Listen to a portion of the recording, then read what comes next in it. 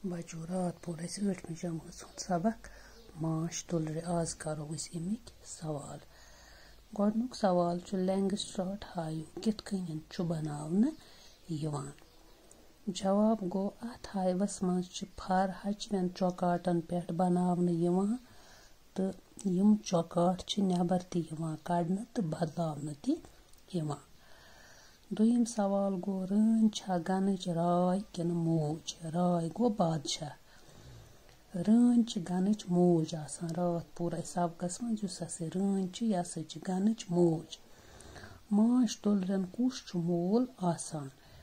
बेहवाल या नर तुलुर माश तुलरन मोल चूरिम सवाल गो कार कुन तुलर कम वंस पे कम उम्र पे व्यूर सुम्बरावन जवाब गो 2 या 3 हफ्तन हज वंस मज कार कुन तुलर व्यूर सुम्बरावन कार कुन तुलर कम काम करान वो बच्चो अस पोर रात यम कार कुन तुलर गन सारे काम उमे अंजरावान 2 या 3 हफ्तन हज वंस मज कार कुन तुलर सेल साफ करान लारवा खावान हाइवच सफाई करान मोम त्रावान फर बनावान गनस रच करान तो गन हवादार बनावान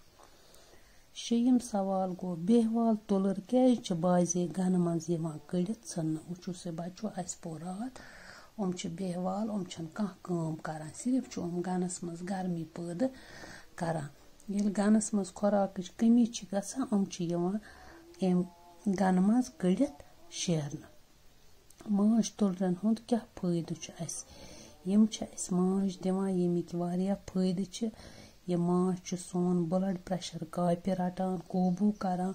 यह माश सानि दिल खतर तवारिया फायदे मंद वो बच्चो पे ब्याक सवाल बन कन दिन आमतन तुलरन मुतलिक लिखियो 4 जुमल कारकुन तुलर रन तो बेहवाल तुलर कारकुन तुलर यम बेफल माद गन सारे काम यमे अंजरावान यम गन हवादार बनावान यम लारवा खावान चावान तो गनच रच करान पत गो ब्याक रन यह ठूल त्रावन वाजिन वाहिद माद तुलर अंग्रेजीस मज अमिस क्वीन तो कशर पट रन वनान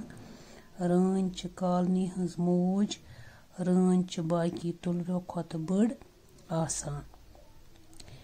बेहवाल तुलर यम कह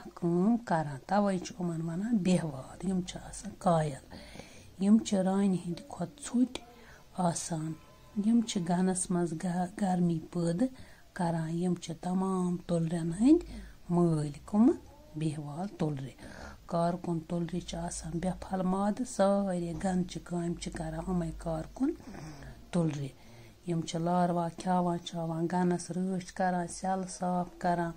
मोम त्रावान गन हवादार बनावान रन यह वाहिद गो अकै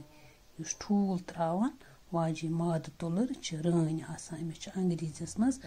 क्वीन वनान यह कॉलोनी हज मौज आसान तो बेहवाल तुलर कह करान तवे यम सात खुराक कमी कुन सात गसान उमन गन मज शेरान नबर कड़ित तो गसान हेकन बेहवाल तुलर हेकन बिकिस गनस मज तचित तथ पे कह पाबंदी